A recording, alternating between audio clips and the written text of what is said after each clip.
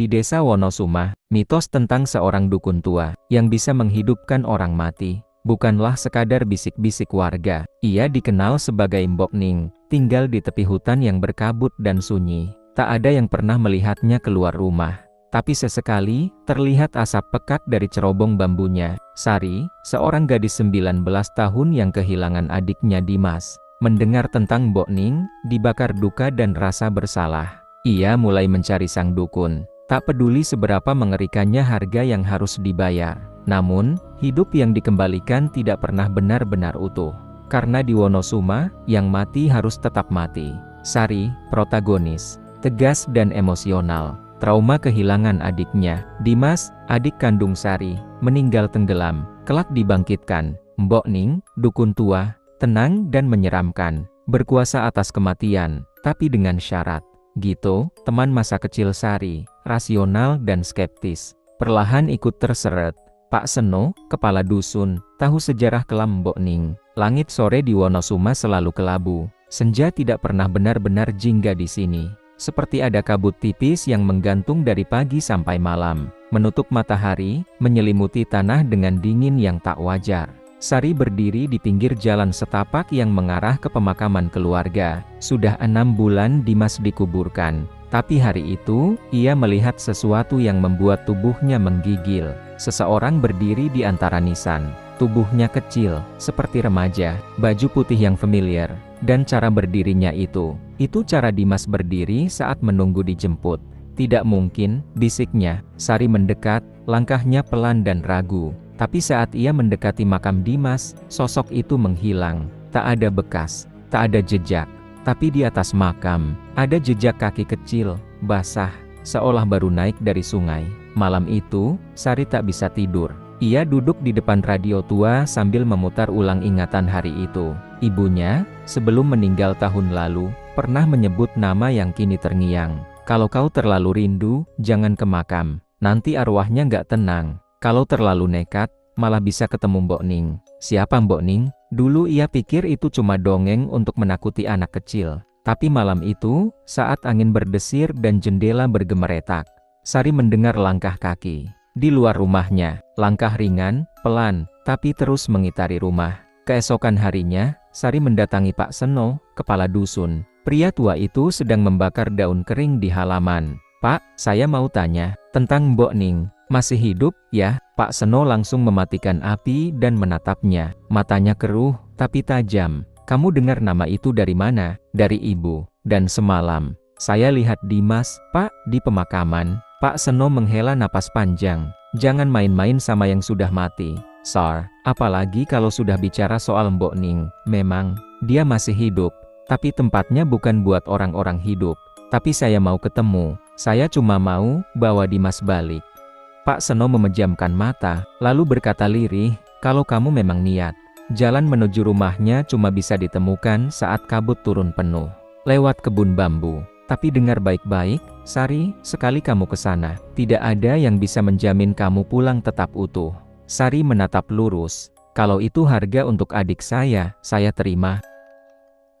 Nita tak bisa tidur malam itu. Bayangan wajah pucat lelaki yang berdiri di pinggir jalan terus menghantuinya. Matanya kosong, tak bergerak, seakan menembus ke dalam tubuhnya. Bahkan ketika ia menutup mata, bayangan itu tetap ada berdiri diam. Di ujung matanya yang tertutup, di dapur rumah panggung tua peninggalan neneknya, Nita duduk memeluk lutut. Lampu minyak menggantung di langit-langit, menyorot samar dinding yang mulai retak. Di luar, suara angin menyelusup masuk dari celah lantai kayu yang renggang. Tok, tok, tok, terdengar ketukan di pintu depan. 3 kali, pelan tapi berat. Nita mendekat dengan langkah ragu. Ia mengintip lewat celah jendela bambu. Kosong, tapi di bawah pohon jengkol yang berdiri tak jauh dari halaman rumahnya di sanalah ia melihatnya lagi. Sosok itu berdiri, tidak bergerak, menatap rumahnya. Wajahnya tidak berubah, tetap pucat dan hampa. Nita mundur. Ia meraih ponsel tak ada sinyal. Ia mencoba menelepon Rizka, temannya satu-satunya di desa. Gagal. Ia bahkan mencoba SMS, tak terkirim. Ia nekat keluar. Udara dingin mencengkeram kulit. Tanah becek dan embun menempel di ujung rumput.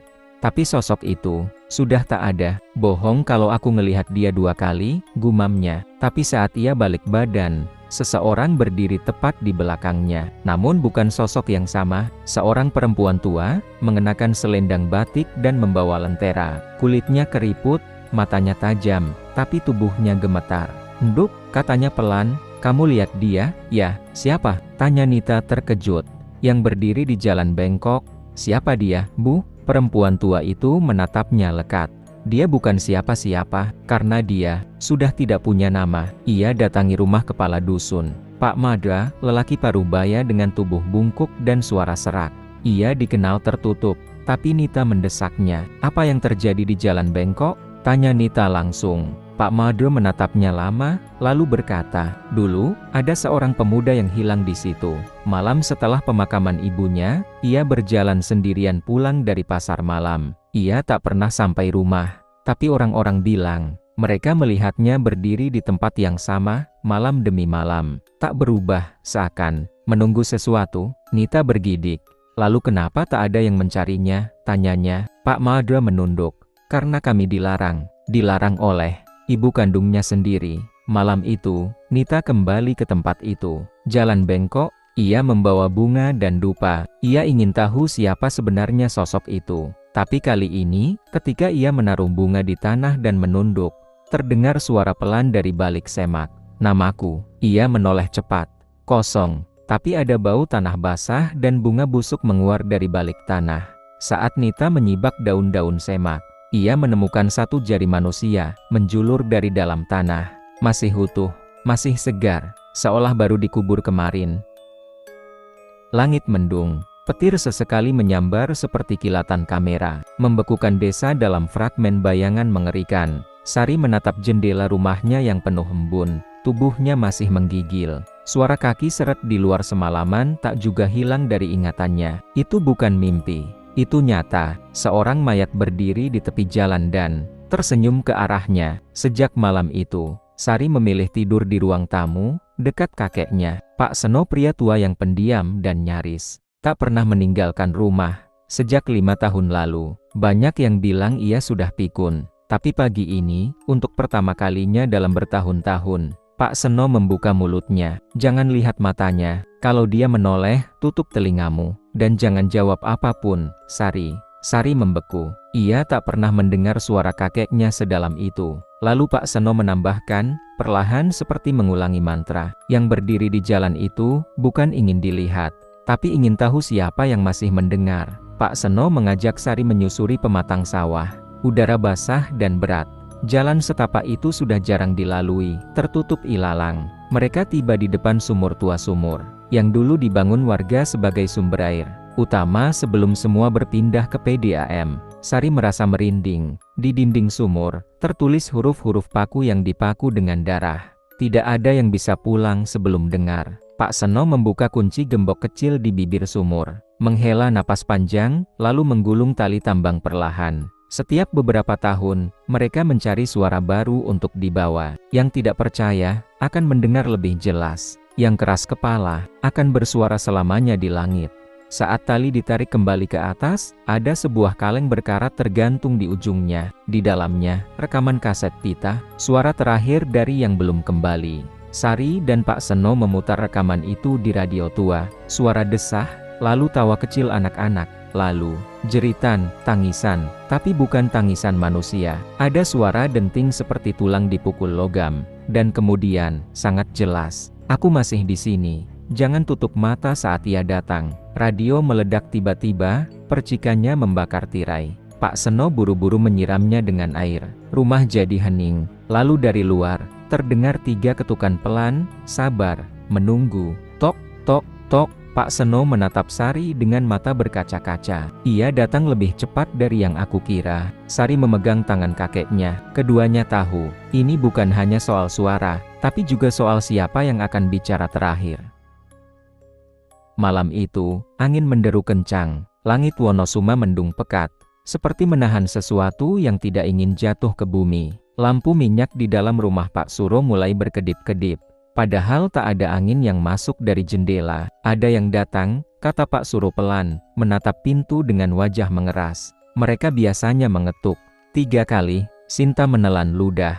Tubuhnya masih menggigil sejak insiden di makam. Tapi kini, ketakutannya seperti berubah bentuk, bukan hanya takut pada yang tak terlihat, tapi juga pada yang mungkin datang malam ini. Tok, tok, tok, ketukan itu terdengar, pelan tapi sangat jelas. Seperti dipukul dengan telapak tangan yang dingin dan lembab. Pak Suro langsung memadamkan lampu minyak dan menyuruh Sinta tiarap di bawah meja kayu. "Jangan bersuara, jangan melihat siapapun yang memanggil namamu," bisiknya. Sinta memejamkan mata, tapi rasa penasaran menggerogoti pikirannya. Dari celah lantai kayu, ia melihat bayangan kaki telanjang di luar pintu, kotor, penuh lumpur dan darah.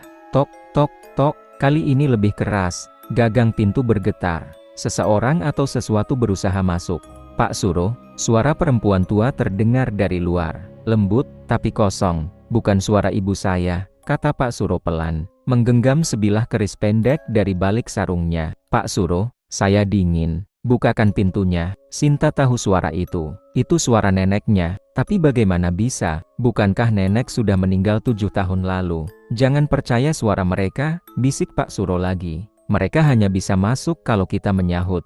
Tiba-tiba, suara dari luar berubah, tangisan, kemudian tertawa, kemudian bisikan-bisikan dalam bahasa yang tak dimengerti. Udara menjadi sangat dingin. Jari-jari Sinta mati rasa. Tok, tok, tok. Pintu terguncang keras, seolah didobrak, tapi tidak terbuka. Lalu tiba-tiba, semuanya hening. Pak Suro beranjak dan menyalakan kembali lampu minyak. Wajahnya pucat, tangannya gemetar. "Mereka sudah tahu kau ada di sini," katanya sambil menatap Sinta. "Malam ini baru awal. Besok kita ke tempat yang selama ini dijaga warga Wonosuma agar tak terbuka lagi." Sinta menatap Pak Suro dengan mata berkaca-kaca. Ia tahu, sejak malam itu, hidupnya tidak akan pernah sama. Semenjak pertemuan terakhir dengan Nyi Surati, udara di Wonosuma seperti berubah. Angin malam tidak lagi sejuk, melainkan dingin menggigit dan terasa seperti desah napas seseorang yang mengintai dari balik gelap. Pak Sarman kembali berjualan, meski hati kecilnya menolak. Tapi keanehan mulai menampakkan diri saat kuali baksonya mendidih lebih cepat dari biasa. Bahkan saat api belum dinyalakan. "Ini, air siapa yang taruh?" tanyanya pada diri sendiri. Ia mengaduk kuahnya, lalu merasa ada sesuatu yang keras di dalam kuali.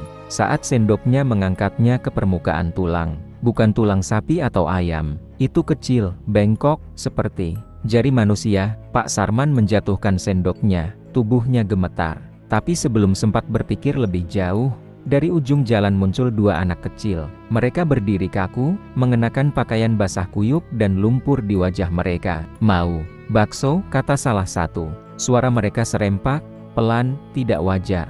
Tapi mata mereka hitam sepenuhnya. Tidak ada putihnya. Pak Sarman melangkah mundur. "Anak-anak, ini bukan tempat untuk bermain malam-malam." Tapi mereka tidak menjawab, hanya berdiri. Lalu tersenyum lebar, dan berjalan mundur ke arah makam tua di ujung jalan. Tanpa sadar, Pak Sarman mengejar mereka. Kaki seolah bergerak sendiri. Ia melewati jalan setapak yang dulu ditutup karena longsor. Namun kini seperti terbuka. Di sana, di antara kabut, tampak tenda kecil kumuh.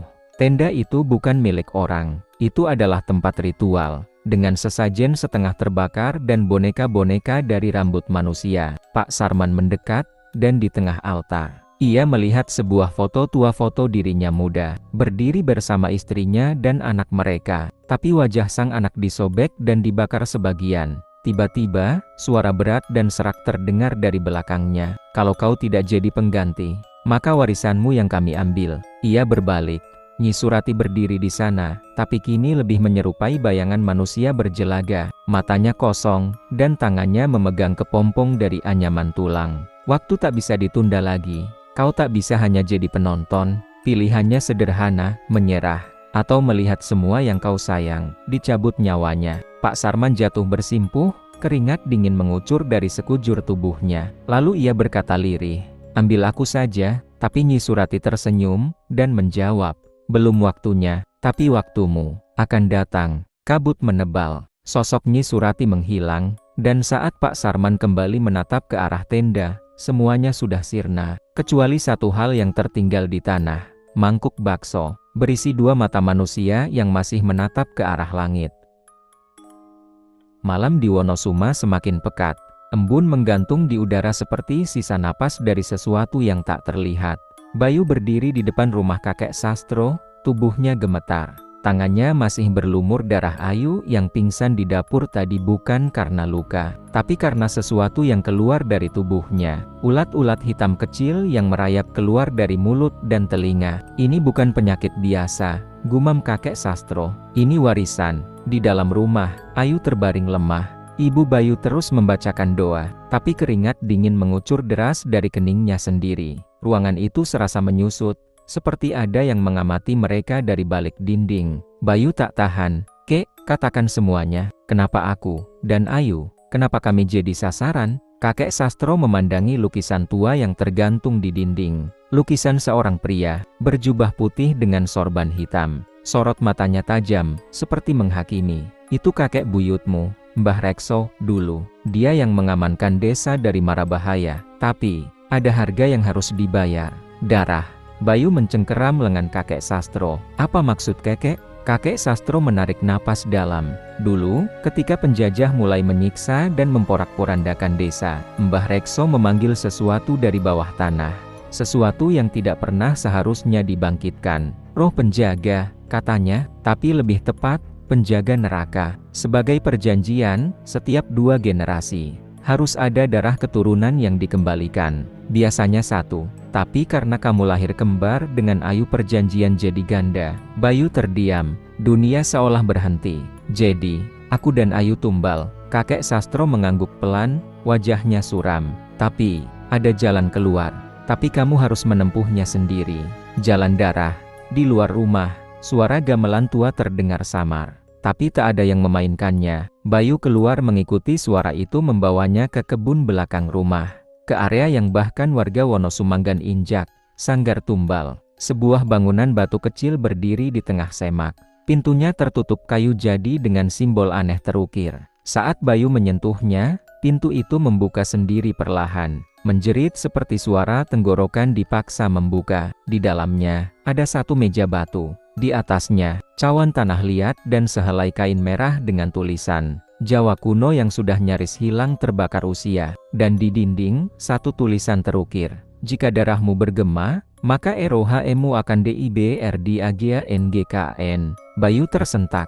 Di cermin batu di belakangnya, ia melihat bayangan seseorang berdiri. Ayu. Tapi matanya hitam, dan di belakangnya, sosok tinggi, bertanduk, menggenggam ubun-ubunnya. Hujan mengguyur desa Wonosuma malam itu. Petir sesekali menyambar di kejauhan, menyinari sesosok bayangan yang berdiri kaku di tengah pemakaman tua laras. Tubuhnya gemetar, bukan karena dingin, tapi karena suara itu. Suara anak kecil yang memanggil namanya dari dalam makam yang telah digali kembali. "Aku belum selesai, Laras. Kau bawa aku separuh jalan," bisiknya lirih. Suara itu datang dari dalam tanah. Di baliknya, Raka dan Pak Wirya baru tiba membawa lampu minyak dan sekotak kayu berukir. Peninggalan dari leluhur desa. Di dalam kotak itu terdapat jimat penutup portal terakhir Watu Tulis. Batu kecil yang diukir dengan bahasa kuno dan darah manusia. "Kau yakin ini jalannya?" tanya Raka. Pak Wirya mengangguk. "Pintu ketiga hanya bisa ditutup dengan restu roh yang dikorbankan. Tapi, kita belum tahu siapa roh terakhir itu." Laras tiba-tiba jatuh terduduk. Matanya menatap kosong, dan dari bibirnya mengalir darah tipis. "Dia, anak itu, dia bagian dari keluargaku," katanya gemetar. "Buyutku adalah dukun yang pertama kali membuka gerbang ini demi kekayaan desa. Anak yang dikorbankan adalah saudara darahku sendiri." Pak Wirya menghela napas dalam. "Maka kau yang harus menebusnya." Dari balik kabut, sesosok makhluk merangkak keluar. Tubuhnya kecil, tapi wajahnya hancur, seperti tanah liat basah yang digilas. Mata hitam menganga dari rongga tak sempurna. Itu bukan anak. Itu sisa kemarahan, dendam, dan pengkhianatan. Raka maju sambil memegang Watu Tulis. Tapi makhluk itu menghindar. "Bukan dia," kata suara itu. "Darahnya tidak cukup." Tiba-tiba Pak Wirya melangkah maju dan mengambil batu itu dari tangan Raka. Dengan tenang, ia mengguratkan jari telunjuknya, membiarkan darah menetes ke batu tersebut. Ambil aku, katanya, keturunan pelaku, bukan pewaris. Seketika tanah retak. Makhluk itu berteriak dan menyatu kembali dengan tanah. Batu menyala merah, lalu menjadi abu. Gerbang ketiga mulai tertutup, perlahan. Namun, saat tanah mulai menyatu kembali, Laras menjerit. Dari dadanya, asap hitam menembus keluar. Rohnya yang terikat yang selama ini digunakan leluhur untuk menjaga perjanjian terlepas, tapi tak kembali dalam damai. Dia bukan hanya korban, tapi penjaga, kata Raka lirih. Kini Laras berdiri, tapi bukan sebagai manusia lagi. Matanya kosong, rambutnya bergerak seperti ditiup angin padahal udara diam. Suara tangisan anak-anak terdengar di sekitar mereka. Pak Wirya tersungkur. Raka memeluk tubuh Laras yang dingin dan tak bernyawa. Namun, sebelum roh itu benar-benar pergi, ia berbisik. Pintu telah tertutup, tapi perjanjian belum ditebus. Satu lagi, harus dibayar. Petir menggelegar, dan suara dari langit berkata, pintu keempat akan membuka sendiri. Langit di atas gelap pekat, seperti tertutup selimut abu. Tidak ada bintang, tidak ada angin, hanya keheningan yang nyaris memekakan telinga. Ayu dan Rehan kembali ke rumah Bu Narti setelah kejadian semalam di kebun belakang. Suara tawa dari dalam pohon tua itu masih terngiang, seolah ada yang belum selesai. Bu Narti duduk termenung di dapur. Wajahnya pucat, dan bibirnya tampak seperti berdoa, tapi tak bersuara. Ia menatap Rehan, lalu Ayu. Pohon itu bukan hanya tumbuh dari tanah, ia tumbuh dari kematian, gumamnya, dan kalian sudah membangunkannya. Rehan mencoba tenang. Kami melihat sesuatu, atau seseorang, anak kecil, tapi bukan manusia. Bu Narti berdiri perlahan, lalu mengangkat sebuah benda dari dalam tempayan tua, sebuah cermin bundar berbingkai kayu hitam. Cerminnya tampak retak di satu sisi, dan bingkainya dipenuhi ukiran wajah-wajah menangis. Ini bukan cermin biasa, ini Pandara, dulu digunakan untuk mengurung arwah penasaran. Jelas Bu Narti, arwah yang terlalu kuat tak bisa diusir, tapi bisa dikunci. Ayu menatap cermin itu dengan ngeri. Saat matanya bertemu pantulan di dalamnya, ia melihat sesuatu dirinya sendiri, tapi dengan mata hitam dan mulut robek sampai pipi. Kenapa kau tunjukkan ini pada kami? Tanya Rehan. Karena anak itu sudah tidak berada di pohon lagi. Ia sekarang mengikuti kalian. Tiba-tiba, lampu minyak di dapur padam. Hanya ada sinar dari cermin itu yang menyala aneh. Dinding mulai mengelupas, dan suara anak kecil terdengar dari bawah lantai. Mama, aku belum selesai main. Ayu terjatuh.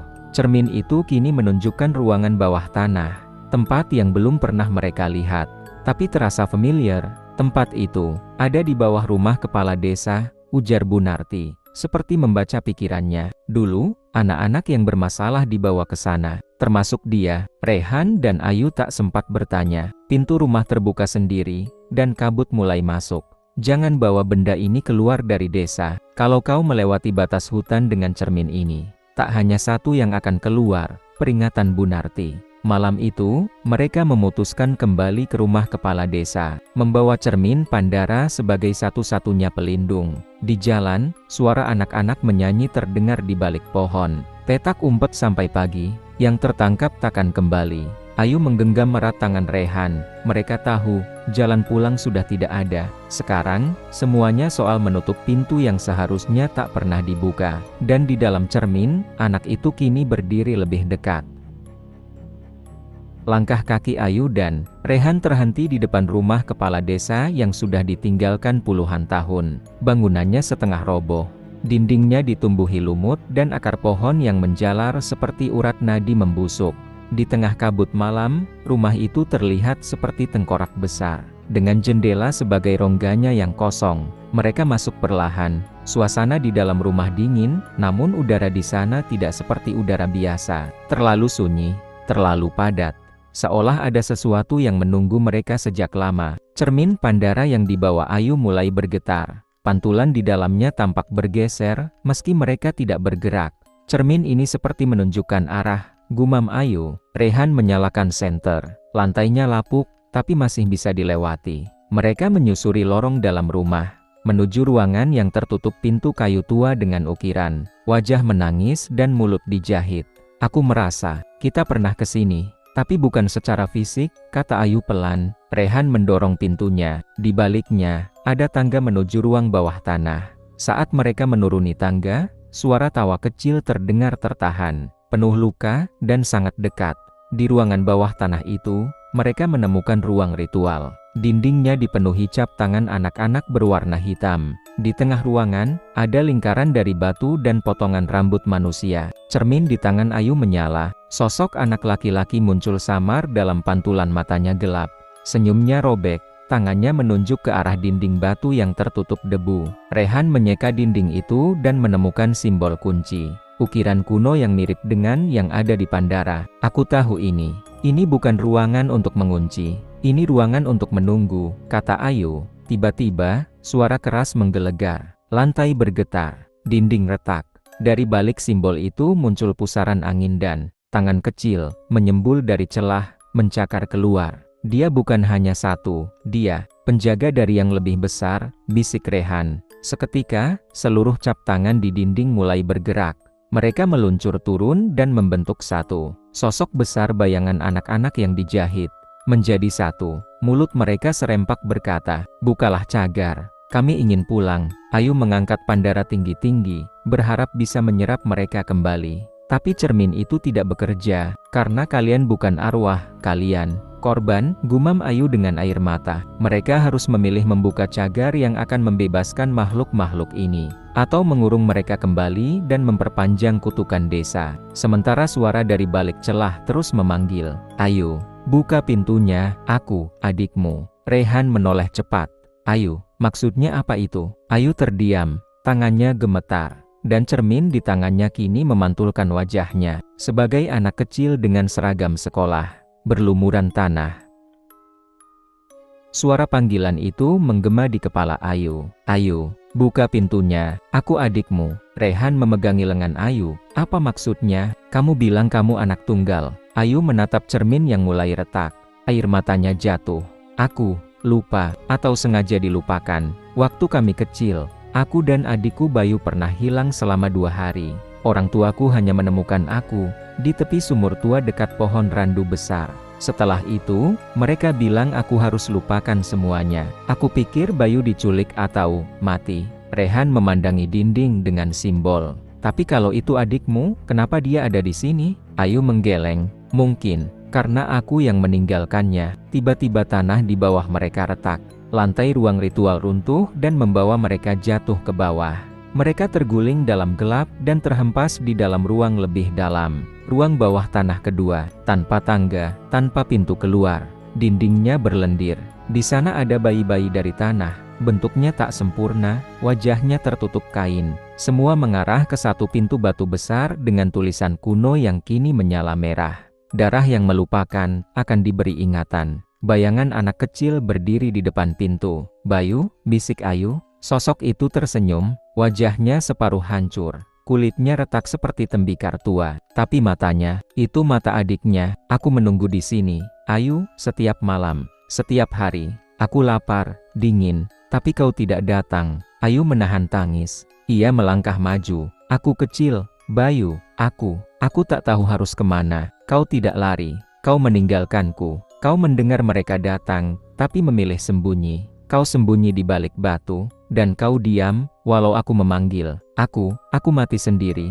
Rehan mundur perlahan. Cermin Pandara kini melayang, berputar-putar di udara. Semua roh anak-anak mulai mengelilingi Ayu dan Bayu. Mereka menangis, tertawa, menjerit. Bayu mendekat dan menyentuh dada Ayu. "Sekarang, buka pintunya, biar mereka semua pulang." Pintu batu mulai terbuka, angin busuk menghembus keluar. Dari dalamnya, terdengar dengungan, seperti banyak suara, seperti sesuatu yang belum pernah hidup, tapi terlalu lama menunggu. Rehan menarik Ayu. "Jangan, ini bukan jalan keluar, ini jalan ke dalam." Tapi Ayu sudah berdiri di depan pintu. Di tangannya sebuah belati dari tulang muncul dari udara. Diberikan oleh Bayu. "Pilihannya hanya 2, bisik Bayu, buka pintunya, atau gantikan aku." Ayu menatap Rehan. "Kalau aku membuka ini, mereka semua bebas. Tapi harga yang dibayar." Rehan mengangguk. "Aku tahu, kau tidak sendirian." Pintu bergetar. Cahaya merah mulai menyelimuti ruangan. dan Ayu pun mengambil keputusan satu yang akan mengakhiri segalanya, atau membuka sesuatu yang seharusnya tetap tersegel. Pintu batu itu terbuka perlahan. Dari celahnya, merembes asap hitam pekat, membawa bau amis dan busuk seperti bangkai tua. Angin yang keluar tidak hanya dingin, tapi berbisik berisi suara-suara anak kecil memanggil nama mereka, menjerit, tertawa, menyanyi lagu Nina Bobo yang diputar terbalik. Rehan menarik Ayu ke belakang, tapi Ayu tetap mematung. "Aku tak bisa," ucap Ayu lirih. "Kalau aku buka sepenuhnya, Bayu akan bebas. Tapi, yang lain juga akan ikut keluar." Bayu berdiri di depan pintu, tangannya yang gosong menengadah ke langit-langit gua. Wajahnya campuran antara polos dan horor menyeringai dengan mata putih penuh dendam. "Tidak ada pintu yang terbuka setengah," katanya. "Semua atau tidak sama sekali." Dari dalam pintu, muncul siluet anak-anak dengan tubuh terpuntir, leher panjang, dan tangan lebih banyak dari seharusnya. Mereka mengerumuni Bayu, seperti mengakui dia sebagai pemimpin. Rehan meraih belati tulang yang terjatuh. "Kalau itu satu-satunya jalan untuk mengakhiri ini, aku akan." Namun Ayu menyentuh tangan Rehan dan menggeleng. "Bukan kau, ini darahku. Ini pintuku." Ayu melangkah ke depan dan berdiri tepat di ambang celah pintu batu. Ia menggenggam belati, dan tanpa ragu, menusukkannya ke dadanya sendiri. Darah Ayu mengucur ke lantai batu. Tapi anehnya, darah itu tak jatuh sembarangan. Ia mengalir ke pola simbol yang tersembunyi di lantai. Pola itu menyala, gua bergetar. Suara tangisan menjadi teriakan. Bayu menatap Ayu dengan marah. "Kau, bodoh, kau menghentikan kami semua." Ayu tersenyum. "Tidak, aku memulangkan kalian." Dengan satu desahan terakhir, Ayu rebah. Tubuhnya menyatu dengan cahaya dari simbol-simbol itu, dan seluruh gua mulai retak. Anak-anak bayangan berteriak sebelum meledak menjadi debu cahaya satu persatu. Pintu batu yang setengah terbuka tertutup sendiri. Bayu berlari ke pintu sambil menangis, memukul-mukul batu yang kini kembali dingin dan mati. Lalu, ia pun memudar, menjadi siluet kecil yang berjalan menjauh, menghilang di cahaya terakhir. Gua runtuh. Rehan menarik tubuh Ayu ke dalam pelukannya. "Ayu, bertahanlah." Tapi ia tahu, tubuh itu kini tak bernyawa. Tiba-tiba, dari dinding yang tadinya padat, terbuka celah jalan keluar. Cahaya matahari pagi masuk perlahan. Rehan menatap tubuh Ayu, kemudian menggendongnya melewati celah itu. Di luar, Wonosuma kembali seperti semula, tapi sunyi. Rumah-rumah kosong. Penduduk desa seperti tak pernah ada. Seolah-olah desa itu sudah mati sejak lama. Rehan berjalan ke arah jalan setapak menuju hutan, meninggalkan desa Wonosuma yang kini kembali tertutup kabut. Dan itulah akhir dari desa yang namanya tak lagi disebut. Beberapa bulan kemudian, seorang wartawan urban legend membaca tulisan lama tentang desa Wonosuma yang pernah dicoret dari peta Jawa. Ia ingin menyelidikinya, tapi saat ia mencari, ia tak menemukan apapun. Sampai suatu hari, ia mendapat surat tanpa pengirim. "Jika kau ingin tahu apa yang sebenarnya terjadi di Wonosuma, tanyakan pada anak-anak yang tak pernah lahir." Matahari pagi menyinari celah pepohonan. Kabut yang tadinya menggulung tebal kini perlahan sirna. Rehan berjalan seorang diri menuruni perbukitan. Di punggungnya tergantung kain yang membungkus jasad Ayu. Di wajahnya, bukan hanya luka fisik, tapi jejak kehilangan yang tak bisa sembuh. Ia telah keluar dari Wonosuma, tapi Wonosuma tak keluar darinya. Desa itu kini lenyap.